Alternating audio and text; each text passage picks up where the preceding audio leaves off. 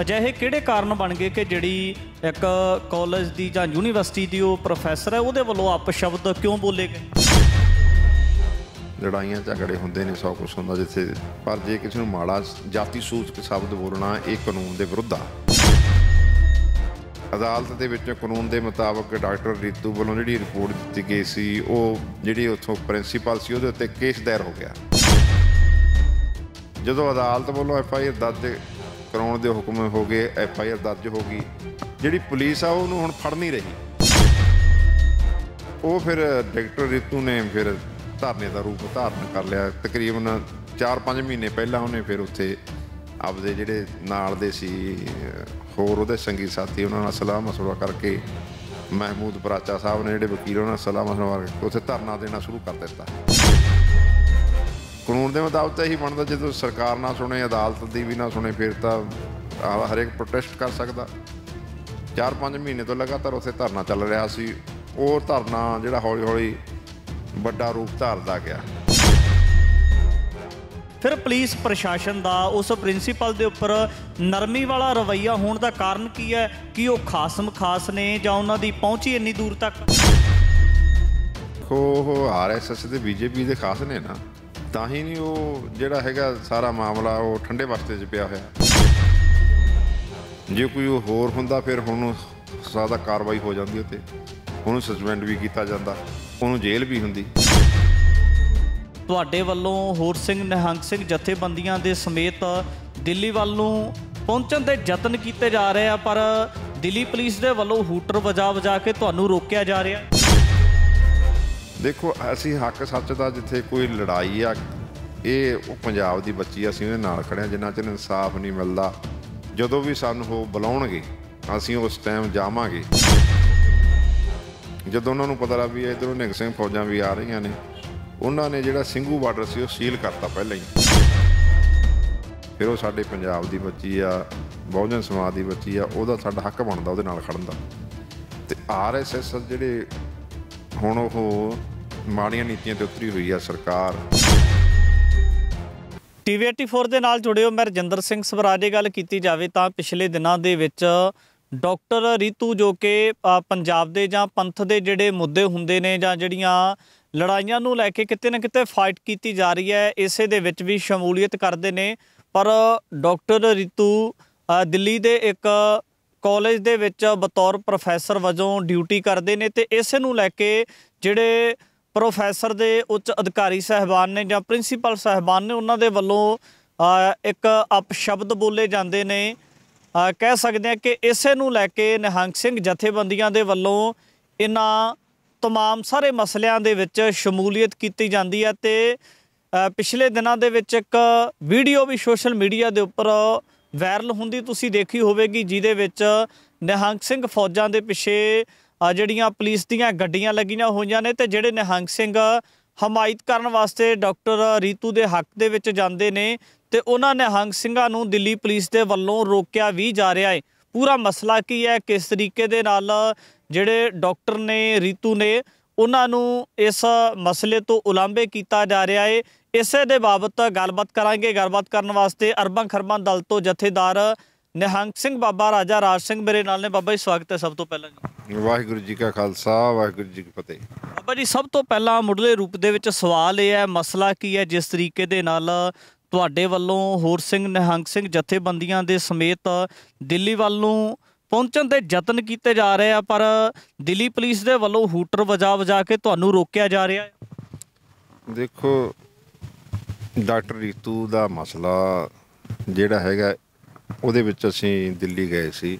ਸਭ ਤੋਂ ਪਹਿਲਾਂ ਤਾਂ ਮੈਂ ਜਾਣਕਾਰੀ ਦੇਣਾ ਚਾਹੁੰਦਾ ਵੀ ਡਾਕਟਰ ਜਿਹੜੀ ਰੀਤੂ ਆ, ਉਹ ਆਪਣੇ ਪੰਜਾਬ ਦੀ ਲੜਕੀ ਆ, ਬੱਚੀ ਆ, ਅਤੇ ਗਰੀਬ ਸਿੱਖਾਂ ਦੀ ਬੱਚੀ ਆ। ਉਹ ਬਹੁਤ ਪੜ੍ਹੀ ਲਿਖੀ ਆ ਅਤੇ PhD ਕੀਤੀ ਆ ਉਹਦੀ ਗੁੱਡੀ ਦੀ, ਅਤੇ ਉਹ ਵਿਸ਼ਵ ਵਿਦਿਆਲਾ ਜਿਹੜੀ ਯੂਨੀਵਰਸਿਟੀ ਆ ਉੱਥੇ ਉਹ ਟੀਚਰ ਲੱਗੀ ਆ, ਅਤੇ ਵਧੀਆ ਪੜ੍ਹਾਈ ਹੋਣ ਦੇ ਬਾਵਜੂਦ ਵੀ ਉਹ ਚੜ੍ਹਦੀ ਕਲਾ ਦੇ ਨਾਲ ਜਿੱਥੇ ਆਪਦੀ ਡਿਊਟੀ ਵੀ ਤਨਦੇਹੀ ਨਾਲ ਨਿਭਾ ਰਹੀ ਸੀ, ਉੱਥੇ ਹੋਰ ਵੀ ਕੋਈ ਮਸਲਾ ਹੁੰਦਾ ਬਹੁਜਨ ਸਮਾਜ ਦੇ ਲੋਕਾਂ ਦਾ, ਪੰਥ ਦਾ, ਉਹ ਆ ਕੇ ਵਿੱਚ ਸ਼ਾਮਲ ਹੁੰਦੀ ਰਹੀ ਆ। ਜਦੋਂ ਇੱਥੇ ਬੰਦੀ ਸਿੰਘਾਂ ਦਾ ਮੋਰਚਾ ਲੱਗਿਆ ਉਹ ਇੱਥੇ ਆ ਕੇ ਹਾਜ਼ਰੀ ਭਰਦੀ ਰਹੀ ਆ। ਡਾਕਟਰ ਪ੍ਰਾਚਾ ਸਾਹਿਬ ਦੇ ਨਾਲ ਉਹ ਰਹਿੰਦੀ ਹੈ, ਜਿਹੜਾ ਉਹ ਡਾਕਟਰ ਮਹਿਮੂਦ ਪ੍ਰਾਚਾ ਵਕੀਲ ਸਾਹਿਬ ਜਿਹੜੇ ਉਹ ਨੇ ਜਿਹੜੇ ਜਗਤਾਰ ਸਿੰਘ ਹਵਾਰਾ ਦੇ ਵਕੀਲ ਨੇ ਸੁਪਰੀਮ ਕੋਰਟ ਦੇ ਵਿੱਚ ਮੌਜੂਦਾ।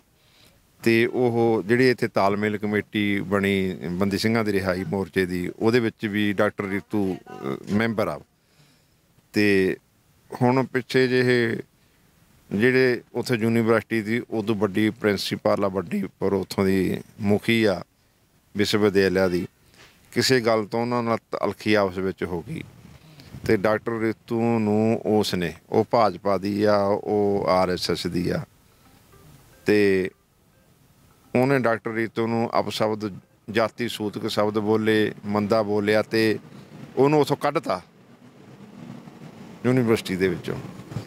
ਅਤੇ ਫਿਰ ਚਲੋ ਉਹਨੇ ਫਿਰ ਡਾਕਟਰ ਰੀਤੂ ਨੇ ਕਿੱਥੇ ਤੱਕ ਪਹੁੰਚ ਕਰਨੀ ਸੀ, ਸਰਕਾਰ ਤੱਕ ਪਹੁੰਚ ਕਰਨੀ ਸੀ ਨਾ। ਡਾਕਟਰ ਰੀਤੂ ਦੇ ਨਾਲ ਤੁਹਾਡੀ ਗੱਲਬਾਤ ਹੋਈ ਹੋਏਗੀ, ਉਹਨਾਂ ਨੇ ਦੱਸਿਆ ਹੋਏਗਾ ਕਿ ਅਜਿਹੇ ਕਿਹੜੇ ਕਾਰਨ ਬਣ ਗਏ ਕਿ ਜਿਹੜੀ ਇੱਕ ਕਾਲਜ ਦੀ ਜਾਂ ਯੂਨੀਵਰਸਿਟੀ ਦੀ ਉਹ ਪ੍ਰੋਫੈਸਰ ਹੈ ਉਹਦੇ ਵੱਲੋਂ ਅਪਸ਼ਬਦ ਕਿਉਂ ਬੋਲੇ ਗਏ? ਦੇਖੋ ਇਹ ਉਹਨਾਂ ਨੂੰ ਪਤਾ ਹੋਵੇ ਕੀ ਗੱਲ ਹੋਈ ਆ। ਚਲੋ ਲੜਾਈਆਂ ਝਗੜੇ ਹੁੰਦੇ ਨੇ, ਸੌ ਕੁਛ ਹੁੰਦਾ ਜਿੱਥੇ, ਪਰ ਜੇ ਕਿਸੇ ਨੂੰ ਮਾੜਾ ਜਾਤੀ ਸੂਚਕ ਸ਼ਬਦ ਬੋਲਣਾ ਇਹ ਕਾਨੂੰਨ ਦੇ ਵਿਰੁੱਧ ਆ। ਆਪਾਂ ਕਿਸੇ ਨੂੰ ਨਹੀਂ ਬੋਲ ਸਕਦੇ। ਦੇਖੋ ਮੈਂ ਤਾਂ ਇਹ ਮੰਨਦਾ ਵੀ ਕਾਨੂੰਨ ਤੌਰ 'ਤੇ ਜਿਹੜੀ ਹੈਗੀ ਪਾਬੰਦੀ ਉਹ ਤਾਂ ਹੈ, ਇਨਸਾਨੀਅਤ ਤੌਰ 'ਤੇ ਵੀ ਕੋਈ ਜਾਤ ਨਹੀਂ। ਮਹਾਰਾਜ ਗੁਰੂ ਨਾਨਕ ਪਾਤਸ਼ਾਹ ਮਹਾਰਾਜ ਜਿਹੜਾ ਸਿਧਾਂਤ ਆ ਸਿੱਖੀ ਦਾ ਫਲਸਫਾ, ਉਹਦੇ ਮੁਤਾਬਕ ਤਾਂ ਮਾਨਸ ਕੀ ਜਸ ਸਭੇ ਏਕ ਹੈ ਪਹਿਚਾਨ ਵੋ।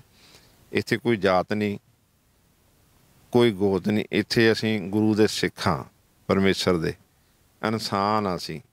ਦੇਖੋ ਜਾਤਾਂ ਦਾ ਮਹਾਰਾਜ ਨੇ ਢਾਈ ਹੋਈ ਬਣਾਈਆਂ ਨੇ, ਇੱਕ ਬੰਦੇ ਦੀ ਜਾਤ ਆ, ਇੱਕ ਔਰਤ ਦੀ ਆ, ਅੱਧੀ ਕਿੰਨਰ ਜਿਹਨੂੰ ਖੁਸਰਾ ਕਹਿੰਦੇ ਨੇ ਉਹ ਜਾਤ ਆ, ਹੋਰ ਜਾਤਾਂ ਨਹੀਂ ਹੈ। ਇਹ ਤਾਂ ਬ੍ਰਾਹਮਣਵਾਦ RSS ਮਨੂਵਾਦ ਦੀਆਂ ਬਣਾਈਆਂ ਹੋਈਆਂ ਨੇ, ਸਾਨੂੰ ਜਾਤਾਂ ਪਾਤਾਂ ਦੇ ਆਧਾਰ 'ਤੇ ਵੰਡਤਾ ਵੋਟਾਂ ਦੀ ਖਾਤਰ। ਅਤੇ ਉਸ ਸਥਿਤੀ ਦੇ ਵਿੱਚ ਜਿਹੜੀ ਡਾਕਟਰ ਰੀਤੂ ਦੇ ਉੱਤੇ ਜਿਹੜਾ ਹੈਗਾ ਉਹ ਹਮਲਾ ਕੀਤਾ ਗਿਆ ਅਤੇ ਇਹਨੇ ਥਾਣੇ ਦੇ ਵਿੱਚ ਰਿਵਿਊ ਰਿਪੋਰਟ ਦਿੱਤੀ। ਜਦੋਂ ਥਾਣੇ ਨੇ ਨਹੀਂ ਸੁਣੀ ਫਿਰ ਇਹਨਾਂ ਨੇ ਅਦਾਲਤ ਦਾ ਰੁੱਖ ਕੀਤਾ। ਅਦਾਲਤ ਦੇ ਵਿੱਚ ਕਾਨੂੰਨ ਦੇ ਮੁਤਾਬਕ ਡਾਕਟਰ ਰੀਤੂ ਵੱਲੋਂ ਜਿਹੜੀ ਰਿਪੋਰਟ ਦਿੱਤੀ ਗਈ ਸੀ, ਉਹ ਜਿਹੜੀ ਉੱਥੋਂ ਪ੍ਰਿੰਸੀਪਲ ਸੀ ਉਹਦੇ ਉੱਤੇ ਕੇਸ ਦਾਇਰ ਹੋ ਗਿਆ, ਉੱਤੇ FIR ਦਰਜ ਹੋ ਗਈ। ਜਦੋਂ ਅਦਾਲਤ ਵੱਲੋਂ FIR ਦਰਜ ਕਰਾਉਣ ਦੇ ਹੁਕਮ ਹੋ ਗਏ, FIR ਦਰਜ ਹੋ ਗਈ, ਜਿਹੜੀ ਪੁਲਿਸ ਆ ਉਹਨੂੰ ਹੁਣ ਫੜ ਨਹੀਂ ਰਹੀ। ਅਤੇ ਉਹ ਫਿਰ ਡਾਕਟਰ ਰੀਤੂ ਨੇ ਫਿਰ ਧਰਨੇ ਦਾ ਰੂਪ ਧਾਰਨ ਕਰ ਲਿਆ। ਤਕਰੀਬਨ 4-5 ਮਹੀਨੇ ਪਹਿਲਾਂ ਉਹਨੇ ਫਿਰ ਉੱਥੇ ਆਪਦੇ ਜਿਹੜੇ ਨਾਲ ਦੇ ਸੀ ਹੋਰ ਉਹਦੇ ਸੰਗੀ ਸਾਥੀ, ਉਹਨਾਂ ਨਾਲ ਸਲਾਹ ਮਸ਼ਵਰਾ ਕਰਕੇ ਮਹਿਮੂਦ ਪ੍ਰਾਚਾ ਸਾਹਿਬ ਨੇ ਜਿਹੜੇ ਵਕੀਲ, ਉਹਨਾਂ ਨਾਲ ਸਲਾਹ ਮਸ਼ਵਰਾ ਕਰਕੇ ਉੱਥੇ ਧਰਨਾ ਦੇਣਾ ਸ਼ੁਰੂ ਕਰ ਦਿੱਤਾ। ਅਤੇ ਕਾਨੂੰਨ ਦੇ ਮੁਤਾਬਕ ਤਾਂ ਇਹੀ ਬਣਦਾ, ਜਦੋਂ ਸਰਕਾਰ ਨਾ ਸੁਣੇ, ਅਦਾਲਤ ਦੀ ਵੀ ਨਾ ਸੁਣੇ, ਫਿਰ ਤਾਂ ਹਰੇਕ ਪ੍ਰੋਟੈਸਟ ਕਰ ਸਕਦਾ। 4-5 ਮਹੀਨੇ ਤੋਂ ਲਗਾਤਾਰ ਉੱਥੇ ਧਰਨਾ ਚੱਲ ਰਿਹਾ ਸੀ। ਉਹ ਧਰਨਾ ਜਿਹੜਾ ਹੌਲੀ ਹੌਲੀ ਵੱਡਾ ਰੂਪ ਧਾਰਦਾ ਗਿਆ। ਉਹਦੇ ਵਿੱਚ ਜਿਹੜੀਆਂ ਹੋਰ ਸਮਾਜ ਸੇਵੀ ਜਥੇਬੰਦੀਆਂ ਸੀ, ਪੋਲੀਟੀਕਲ, ਸਾਰੇ ਉਹਦੇ ਵਿੱਚ ਸ਼ਾਮਲ ਹੋਣ ਲੱਗ ਗਈਆਂ। ਜਿਸ ਤਰ੍ਹਾਂ ਇੱਕ ਭੀਮ ਆਰਮੀ ਬਣੀ ਹੋਈ ਆ ਜਿਹਦੇ ਰਾਵਣ ਜੀ ਨੇ ਮੁਖੀ, ਉਹ ਵੀ ਆ ਕੇ ਉਹਨਾਂ ਸਮੂਲਤ ਕਰਤੀ। BSF ਦੀ ਮਾਇਆਵਤੀ ਆ, ਅਸੀਂ ਵੀ ਇੱਥੋਂ ਜਾ ਕੇ ਉਹਨਾਂ ਦੀ ਸਪੋਰਟ ਕੀਤੀ, ਉੱਥੇ ਗਏ, ਪਹਿਲਾਂ ਵੀ ਗਏ।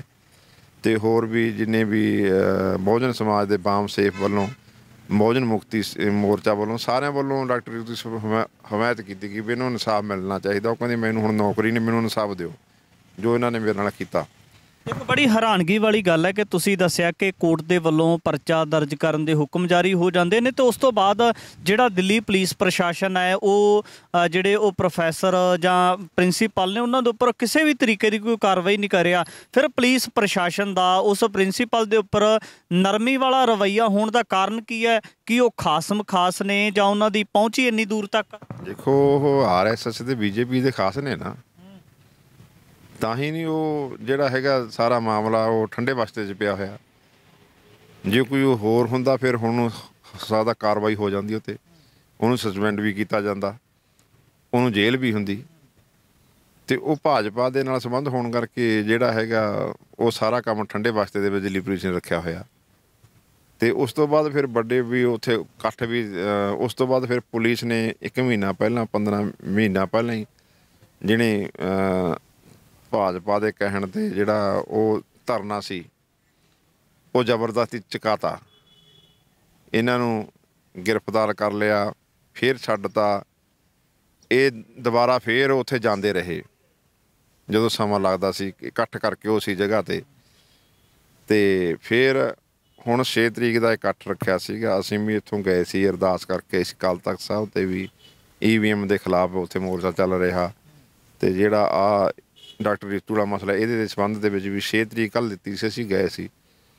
ਤੇ ਕੱਲ੍ਹ ਵੀ ਉੱਥੇ ਜਿੰਨੇ ਵੀ ਉਹ ਵਿਸ਼ਵ ਵਿਦਿਆਲਾ ਜਿਹੜੀ ਯੂਨੀਵਰਸਿਟੀ ਮੂਹਰੇ ਜੋ ਵੀ ਆਪਣੀ ਹਮਾਇਤ ਦੇ ਵਿੱਚ ਉੱਥੇ ਪਹੁੰਚੇ, ਪੰਜਾਬ 'ਚੋਂ ਗਏ, ਦਿੱਲੀ 'ਚੋਂ, ਹਰਿਆਣੇ ਦੇ ਵਿੱਚੋਂ, ਰਾਜਸਥਾਨ 'ਚੋਂ, ਹੋਰ ਸੂਬਿਆਂ ਦੇ ਵਿੱਚੋਂ ਜਿੰਨੇ ਵੀ ਲੋਕ ਆਏ, ਪੁਲਿਸ ਉਹਨਾਂ ਨੂੰ 10-15 ਜਣੇ ਜਦੋਂ ਇਕੱਠੇ ਹੁੰਦੇ ਸੀ ਉਹ ਫੜ ਕੇ ਉਹਨਾਂ ਨੂੰ ਗ੍ਰਿਫਤਾਰ ਕਰ ਲੈਂਦੀ ਸੀ।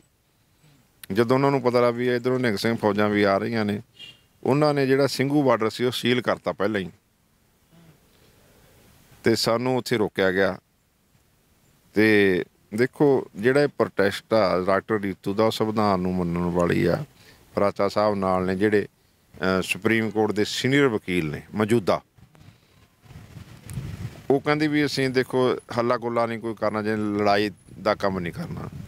ਉਹ ਨਿਹੰਗ ਸਿੰਘ ਫੌਜਾਂ ਦਾ ਤੁਹਾਨੂੰ ਪਤਾ ਹੀ ਆ। ਤੇ ਅਸੀਂ ਉਹਨਾਂ ਦੇ ਮੁਤਾਬਕ ਜੋ ਉਹਨਾਂ ਨੇ ਸਾਨੂੰ ਕਿਹਾ ਵੀ ਆਪਾਂ ਨੇ ਸ਼ਾਂਤੀ ਦੇ ਵਿੱਚ ਰਹਿ ਕੇ ਪੀਸਫੁਲੀ ਜਿਹੜਾ ਹੈਗਾ ਉਹ ਪ੍ਰੋਟੈਸਟ ਕਰਨਾ, ਮੈਸੇਜ ਦੇਣਾ, ਉਸ ਦੇ ਮੁਤਾਬਕ ਅਸੀਂ ਉੱਥੇ ਉਹਨਾਂ ਦੇ ਕਹਿਣ ਤੇ ਜਦੋਂ ਸਾਨੂੰ ਪੁਲਿਸ ਨੇ ਰੋਕਿਆ ਸੀ ਉੱਥੇ ਰੁਕੇ। ਫਿਰ ਅਸੀਂ ਜੋ ਵੀ ਉੱਥੇ ਪ੍ਰੈਸ ਵਾਰਤਾ ਹੋਈ ਉਹ ਸਾਰੀ ਗੱਲ ਕਰਕੇ ਪੁਲਿਸ ਨੂੰ ਅਸੀਂ ਇਹੀ ਕਿਹਾ ਵੀ ਤੁਸੀਂ ਜਿਹੜਾ ਡਾਕਟਰ ਰੀਤੂ ਦਾ ਕੇਸ ਆ ਉਹਨੂੰ ਸੈਲਫ ਕਰੋ, ਉਹਦਾ ਹੱਲ ਕਰੋ। ਜਿਹੜੀ ਕਾਰਵਾਈ ਬਣਦੀ ਆ ਕਾਨੂੰਨ ਦੇ ਮੁਤਾਬਕ ਉਹ ਉੱਥੋਂ ਦੀ ਯੂਨੀਵਰਸਿਟੀ ਜਿਹੜੀ ਪ੍ਰੋਫੈਸਰ ਆ ਉਹਦੇ ਉੱਤੇ ਕੀਤੀ ਜਾਵੇ, ਉਹਨੂੰ ਗ੍ਰਿਫਤਾਰ ਕੀਤਾ ਜਾਵੇ, ਉਹਨੂੰ ਸਸਪੈਂਡ ਕੀਤਾ ਜਾਵੇ, ਡਾਕਟਰ ਰੀਤੂ ਨੂੰ ਨਿਆਂ ਦਿੱਤਾ ਜਾਵੇ। ਤੇ ਉਹਨਾਂ ਨੇ ਭਰੋਸਾ ਤਾਂ ਦਿੱਤਾ। ਹੁਣ ਕਈ ਵਾਰੀ ਭਰੋਸਾ ਤਾਂ ਕਈ ਵਾਰੀ ਦੇ ਦਿੰਦੇ ਨੇ। ਦੇਖੋ ਅਸੀਂ ਹੱਕ ਸੱਚ ਦਾ ਜਿੱਥੇ ਕੋਈ ਲੜਾਈ ਆ, ਇਹ ਉਹ ਪੰਜਾਬ ਦੀ ਬੱਚੀ, ਅਸੀਂ ਉਹਦੇ ਨਾਲ ਖੜ੍ਹੇ ਹਾਂ। ਜਿੰਨਾ ਚਿਰ ਇਨਸਾਫ ਨਹੀਂ ਮਿਲਦਾ, ਜਦੋਂ ਵੀ ਸਾਨੂੰ ਉਹ ਬੁਲਾਉਣਗੇ ਅਸੀਂ ਉਸ ਟਾਈਮ ਜਾਵਾਂਗੇ। ਦੇਖੋ ਜਿੱਥੇ ਨਿਹੰਗ ਸਿੰਘ ਫੌਜਾਂ ਦੇ ਆ ਵੀ ਜਿੱਥੇ ਕਿਤੇ ਕੋਈ ਕਿਸੇ ਨਾਲ ਧੱਕਾ ਹੁੰਦਾ, ਮਜ਼ਲੂਮ ਦੇ ਉੱਤੇ, ਗਰੀਬ ਦੇ ਉੱਤੇ ਕੋਈ ਜ਼ੁਲਮ ਕਰਦਾ, ਫਿਰ ਅਸੀਂ ਸਾਡਾ ਜਾਣ ਦਾ ਉੱਥੇ ਹੱਕ ਬਣਦਾ। ਫਿਰ ਉਹ ਸਾਡੇ ਪੰਜਾਬ ਦੀ ਬੱਚੀ ਆ, ਬਹੁਜਨ ਸਮਾਜ ਦੀ ਬੱਚੀ ਆ, ਉਹਦਾ ਸਾਡਾ ਹੱਕ ਬਣਦਾ ਉਹਦੇ ਨਾਲ ਖੜਨ ਦਾ। ਤੇ RSS ਜਿਹੜੇ ਹੁਣ ਉਹ ਮਾੜੀਆਂ ਨੀਤੀਆਂ 'ਤੇ ਉਤਰੀ ਹੋਈ ਆ ਸਰਕਾਰ, ਪਰਸੋਂ ਰਾਤ ਨੂੰ ਉਹਨਾਂ 'ਤੇ ਹਮਲਾ ਵੀ ਕੀਤਾ ਗਿਆ। RSS ਦੇ ਜਿਹੜੇ ਗੁੰਡੇ ਸੀ, ਇੱਕ ਡਾਕਟਰ ਰੀਤੂ ਦਾ ਸਾਥੀ ਸੀ ਜਿਹਦਾ ਨੂੰ ਭਲਾ ਜਾ ਨੌਜਵਾਨ ਹੀ ਆ, ਉਹ ਵੀ ਨਾਲ ਰਹਿੰਦਾ, ਤੇ ਉਹਨੂੰ ਉਹਦੇ ਉੱਤੇ ਕੋਈ ਗਰਮ ਚੀਜ਼ ਪਾਤੀ, ਉਹਦਾ ਪਿੰਡਾ ਲੂਤਾ ਫੂਕਤਾ, ਤੇ ਨਾਲੇ ਚਾਕੂ ਮਾਰੇ ਉਸ ਨੌਜਵਾਨ ਦੇ, ਤੇ ਉਹ ਫਿਰ ਦਾਖਲ ਵੀ ਕਰਾਇਆ ਪਰਸੋਂ ਰਾਤ ਨੂੰ। ਇਸ ਤਰ੍ਹਾਂ ਕਰਕੇ ਜਿਹੜੀ RSS ਆ, BJP ਆ, ਜਿਹੜਾ ਵੀ ਕੋਈ ਹੱਕ ਮੰਗਦਾ ਜਾਂ ਜਿਹੜਾ ਕੋਈ ਉਹਨਾਂ ਦੇ ਵਿਰੋਧ ਦੇ ਵਿੱਚ ਖੜਾ ਹੁੰਦਾ, ਉਹਨੂੰ ਫਿਰ ਉਹ ਮਾਰਨ ਤੱਕ ਜਾਂਦੇ ਨੇ। ਇੰਨੀ ਜ਼ਿਆਦਾ ਜਾਤੀ ਹੋ ਜਾਣੀ, ਕੋਈ ਖਬਰ ਨਿਕਲ ਕੇ ਬਾਹਰ ਨਹੀਂ ਆਈ, ਕੋਈ ਮੀਡੀਆ ਦੀ ਸੁਰਖੀ ਨਹੀਂ ਬਣੀ। ਛੋਟੀ ਜਿਹੀ ਗੱਲ ਬਣਦੀ ਆ, ਮੀਡੀਆ ਦੀਆਂ ਸੁਰਖੀਆਂ ਬਹੁਤ ਵੱਡੀਆਂ ਬਣ ਜਾਂਦੀਆਂ। ਕੋਈ ਇਸ ਤਰੀਕੇ ਦੀ ਖਬਰ ਹੈ ਜਿਹੜੀ ਫਿਰ ਬਾਹਰ ਕਿਉਂ ਨਹੀਂ ਆਈ? ਕਾਹਦੀ? ਕੋਈ ਵੀ ਜਿਹੜੀ ਇਸ ਮਸਲੇ ਦੇ ਨਾਲ ਸੰਬੰਧਿਤ ਹੈ, ਕਿਉਂਕਿ ਨੇ ਦੇਖੋ ਦਿੱਲੀ ਦੇ ਵਿੱਚ ਜਿੰਨਾ ਸੋਸ਼ਲ ਮੀਡੀਆ ਜਿਹੜਾ ਹੁਣ ਗੋਦੀ ਮੀਡੀਆ, ਉਹ ਤਾਂ ਕਿਉਂ ਨਹੀਂ ਦਿਖਾਉਂਦਾ? ਇਹ ਉਹਨੇ ਥੋੜ੍ਹਾ ਦਿਖਾਉਣਾ। ਜਿਹੜਾ ਆਮ ਸੋਸ਼ਲ ਮੀਡੀਆ ਤੁਸੀਂ ਹੋ, ਹੋਰ ਉਹ ਸਾਰੇ ਦਿਖਾਈ ਜਾ ਰਹੇ ਨੇ। ਫਿਰ ਉੱਥੇ ਕੱਲ੍ਹ ਜਿੱਥੇ ਕਾਨੂੰਨ ਦੀਆਂ ਧੱਜੀਆਂ ਉਡਾਈਆਂ ਗਈਆਂ, ਦੇਖੋ ਮਨੁੱਖੀ ਅਧਿਕਾਰ ਦਾ ਉਲੰਘਣ ਕੀਤਾ ਗਿਆ। ਹਰੇਕ ਨੂੰ ਹੱਕ ਆ ਵੀ ਉਹ ਸ਼ਾਂਤੀ ਦੇ ਵਿੱਚ ਬਹਿ ਕੇ ਆਪਦਾ ਕਰ ਸਕਦਾ, ਧਰਨਾ ਲਾ ਸਕਦਾ, ਪ੍ਰੋਟੈਸਟ ਕਰ ਸਕਦਾ। ਉੱਥੇ ਜਿਹੜੇ ਮੀਡੀਆ ਕਰਮਚਾਰੀ ਵੀ ਗਏ, ਜਿਸ ਤਰ੍ਹਾਂ ਤੁਸੀਂ ਹੋ, ਉੱਥੇ ਪ੍ਰੈਸ ਵਾਲੇ ਗਏ, ਨੌਜਵਾਨ ਅਕਾਲ ਚੈਨਲ ਵਾਲੇ, ਉਹਨਾਂ ਨੂੰ ਵੀ ਗ੍ਰਿਫਤਾਰ ਕੀਤਾ ਗਿਆ। 5 ਘੰਟੇ ਉੱਥੇ ਉਹਨਾਂ ਨੂੰ ਫੜ ਕੇ ਰੱਖਿਆ ਗਿਆ। ਇਹ ਹੁਣ ਮਨੁੱਖੀ ਘਾਣ ਨਹੀਂ ਤਾਂ ਹੋਰ ਕੀ ਆ?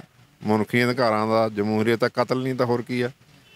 ਤੇ ਪ੍ਰੈਸ ਨੂੰ ਵੀ, ਸੋਸ਼ਲ ਮੀਡੀਆ ਦੇ ਜਿਹੜੇ ਵਰਕਰ ਸੀ ਉਹਨਾਂ ਨੂੰ ਵੀ 5 ਘੰਟੇ ਉੱਥੇ ਗ੍ਰਿਫਤਾਰ ਕਰਕੇ ਰੱਖਿਆ ਗਿਆ।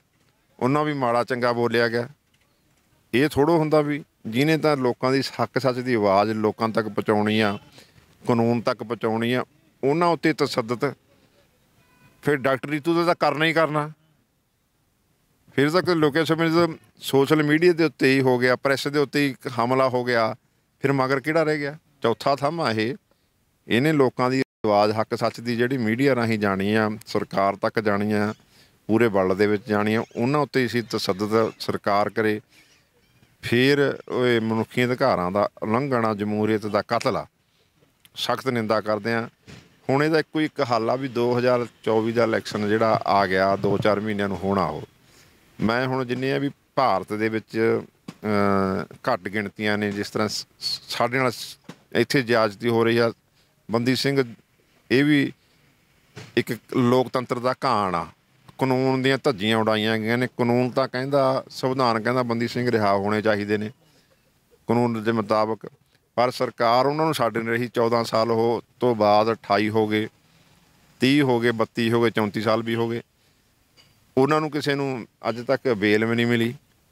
ਇਹਦੇ ਮੁਤਾਬਕ ਇਹ ਕਾਨੂੰਨ ਦੀਆਂ ਧੱਜੀ ਨੇ, ਇਹ ਸੰਵਿਧਾਨ ਦੀ ਉਲੰਘਣਾਈਆਂ ਅਸੀਂ ਨਹੀਂ ਕਰਦੇ, ਸਰਕਾਰ ਕਰ ਰਹੀ ਆ। ਅਤੇ ਦੂਸਰਾ ਨੰਬਰ, ਹੁਣ ਇਹੀ ਅਪੀਲ ਆ ਸਾਰਿਆਂ ਨੂੰ, ਸਿੱਖਾਂ ਨੂੰ ਵੀ, ਮੁਸਲਮਾਨਾਂ ਨੂੰ ਵੀ, ਈਸਾਈਆਂ ਨੂੰ ਵੀ, ਲਕੈਤਾਂ ਨੂੰ ਵੀ, ਬੋਧੀਆਂ ਨੂੰ ਵੀ, ਜੈਨੀਆਂ ਨੂੰ ਵੀ, ST OBC, salute caste, salute tribe, ਜਿੰਨੇ ਵੀ ਨੇ ਘੱਟ ਗਿਣਤੀ, ਵੀ ਤੁਸੀਂ ਇੱਕ ਪਲੇਟਫਾਰਮ 'ਤੇ ਹੋ ਲੜੋ।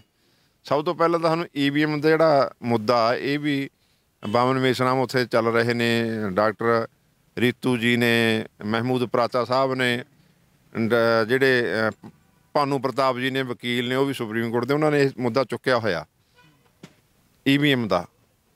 ਇਹ ਬੰਦ ਹੋਣੀ ਚਾਹੀਦੀ ਆ। ਜਿਹੜੀ ਸਰਕਾਰ ਆ ਪਹਿਲਾਂ ਵੀ ਅਤੇ ਹੁਣ ਵੀ, ਇਹ EVM ਦੇ ਨਾਲ ਹੀ ਚੁਣੀ ਗਈ ਆ, ਹੁਣ ਵੀ ਚੁਣੀ ਜਾਊ ਜੇ EVM ਦੇ ਨਾਲ ਵੀ ਵੋਟ ਪਾਈ। ਜਿਹੜੇ ਹਰਿਆਣੇ ਦੇ ਸਾਂਸਦ ਨੇ, MLA ਨੇ, ਉਹ ਤਾਂ ਸਿੱਧੇ ਕਹਿ ਰਹੇ ਨੇ ਵੀ ਸਾਨੂੰ ਲੋਕਾਂ ਦੀ ਲੋੜ ਨਹੀਂ ਹੈਗੀ, ਜਿੰਨਾ ਚਿਰ ਸਾਡੇ ਕੋਲ EVM ਆ, ਸਾਨੂੰ ਲੋਕਾਂ ਦੀ ਲੋੜ ਨਹੀਂ ਹੈਗੀ। EVM ਸਾਡੇ ਕੋਲ ਹੈਗੀ ਆ, ਅਸੀਂ ਆਪ ਹੀ ਬਣ ਜਾਵਾਂਗੇ। ਇਸ ਕਰਕੇ ਇਹ 'ਤੇ ਵੀ ਬੈਨ ਲੱਗਣਾ ਚਾਹੀਦਾ, ਜਿਹੜੀ ਬੈਲਟ ਪੇਪਰ 'ਤੇ ਚੋਣ ਹੋਵੇ, ਤਾਂ ਕਿ ਜਿਹੜੀ ਸਰਕਾਰ ਆ ਉਹ ਲੋਕਾਂ ਦੀ ਚੁਣੀ ਹੋਈ ਆ ਸਕੇ ਅਤੇ ਲੋਕਾਂ ਦੇ ਦੁੱਖ ਦਰਦ ਸਮਝੇ। ਜਦੋਂ EVM ਦੀ ਪੈਦਾਇਸ਼ ਆ, ਇਹਨਾਂ ਨੇ ਲੋਕਾਂ ਤੋਂ ਲੈਣਾ ਕੀ ਆ? ਅੱਛਾ, ਇੱਕ ਹੋਰ ਆ ਵੀ ਜੇ ਹੁਣ ਇਲੈਕਸ਼ਨ ਹੋ ਜਾਂਦੀ ਆ, EVM ਰਾਹੀਂ ਸਰਕਾਰ ਦੁਬਾਰੇ ਭਾਜਪਾ ਦੀ ਆਉਂਦੀ ਆ, ਇਹਦੇ ਨਾਲ ਪੂਰੇ ਭਾਰਤ ਦੀ ਅਖੰਡਤਾ ਨੂੰ ਖਤਰਾ। ਇਹਨੇ ਭਾਰਤ ਦੇ ਟੁਕੜੇ ਕਰਨੇ ਨੇ, ਹੋਰ ਕੁਛ ਨਹੀਂ ਹੈਗਾ। ਦੂਸਰਾ ਨੰਬਰ, ਇਹਨਾਂ ਨੇ ਆਪਦਾ ਜਿਹੜਾ ਸੰਵਿਧਾਨ, ਡਾਕਟਰ BR ਅੰਬੇਡਕਰ ਸਾਹਿਬ ਦਾ ਸੰਵਿਧਾਨ ਸੀ, ਉਹਨਾਂ ਨੂੰ ਖਤਮ ਕਰਤਾ। ਇਹਨਾਂ ਨੇ ਆਪਦਾ ਮਨੂਵਾਦ ਸੰਵਿਧਾਨ ਲਿਆਂਦਾ, ਉਹਦੇ ਵਿੱਚ ਇਹਨਾਂ ਨੇ ਜਾਰੀ ਵੀ ਕਰ ਦਿੱਤੇ। ਸੋਸ਼ਲ ਮੀਡੀਆ ਦੇਖਿਆ ਵੀ ਹੁਣੇ ਵੀਡੀਓ, ਅਤੇ ਉਹਦੇ ਉੱਤੇ ਬੋਲੀ ਮੋਹਨ ਭਾਗਵਤ ਵੀ ਬੋਲਦਾ, ਇੱਕ ਲੁਧਿਆਣੇ ਦਾ MP ਵੀ ਰਿਹਾ, ਤਬਾੜੀ ਖਾਨੇ ਕੀ ਨਾਂ ਉਹਦਾ, ਉਹ ਵੀ ਬੋਲ ਰਿਹਾ ਵੀ ਜਿਹੜੇ ਦੂਜੇ ਲੋਕ ਨੇ ਬ੍ਰਾਹਮਣ ਤੋਂ ਬਿਨਾਂ ਭਾਰਤ ਦੇ ਵਿੱਚ, ਉਹਨਾਂ ਨੂੰ ਕੋਈ ਵੋਟ ਪਾਉਣ ਦਾ ਅਧਿਕਾਰ ਨਹੀਂ।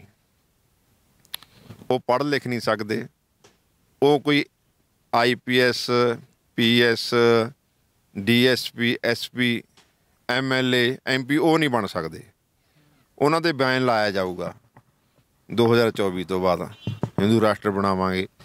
ਜਦੋਂ ਇਹੋ ਜਿਹਾ ਕੁਛ ਕਰ ਰਹੇ ਨੇ, ਫਿਰ ਜੇ ਇਹ ਕੁਛ ਹੋ ਗਿਆ, ਵਾਪਰ ਗਿਆ, ਫਿਰ ਜਿਹੜੇ ਦੂਜੇ ਇੱਥੇ ਘੱਟ ਗਿਣਤੀਆਂ ਨੇ, ਉਹਨਾਂ ਦਾ ਤਾਂ ਇਹਨਾਂ ਨੇ ਮਾੜਾ ਹਾਲ ਕਰਨਾ ਹੀ ਆ। ਪਰ ਜਿਹੜਾ ਹਾਲ ਕਰਨਗੇ, ਇਸ ਕਰਕੇ ਮੈਂ ਬੇਨਤੀ ਕਰਨਾ ਚਾਹੁੰਦਾ, ਇਕੱਤਰ ਹੋ ਕੇ ਆਪਾਂ ਇਕੱਠੇ ਹੋ ਕੇ ਜਿਹੜਾ ਭਾਜਪਾ RSS ਇਹਦੇ ਵਿਰੋਧ ਦੇ ਵਿੱਚ ਖੜ੍ਹੇ ਹੋਈਏ, ਅਤੇ ਜਿਹੜੀ EVM ਆ ਉਹਦਾ ਵੀ ਆਪਾਂ ਮੁੱਦਾ ਚੱਕੇ, ਅਤੇ ਡਾਕਟਰ ਰੀਤੂ ਦਾ ਵੀ ਅਸੀਂ ਸਾਥ ਦੇਣਾ ਡਟ ਕੇ, ਜਿੰਨਾ ਚਿਰ ਮਸਲੇ ਹੱਲ ਨਹੀਂ ਹੋ ਜਾਂਦੇ। ਦੇਖੋ, ਅਸੀਂ ਆ ਇੱਥੇ ਬੰਦੀ ਸਿੰਘਾਂ ਦੇ ਮੋਰਚੇ 'ਤੇ ਵੀ ਬੈਠੇ ਹਾਂ, ਦਿੱਲੀ ਵੀ ਜਾਂਦੇ ਹਾਂ, ਹੁਣ ਕਿਸਾਨਾਂ ਦਾ ਮੋਰਚਾ ਆਊ, ਜੇ ਉਹ ਕਹਿਣਗੇ ਮੈਂ ਉਹਨਾਂ ਨਾਲ ਵੀ ਜਾਵਾਂਗੇ। ਅਤੇ ਉਹਨਾਂ ਨੂੰ ਵੀ ਕਿਸਾਨਾਂ ਨੂੰ ਵੀ ਚਾਹੀਦਾ, ਜੇ 13 ਤਰੀਕ ਨੂੰ ਜਾਂਦੇ ਨੇ, ਜੇ ਆਪਦੀਆਂ ਉਹ ਢਿੱਡ ਦੀ ਖਾਤਰ, ਪਹਿਲਾਂ ਵੀ ਗਏ ਹਾਂ ਅਸੀਂ ਨਾਲ ਉਹਨਾਂ ਦੇ।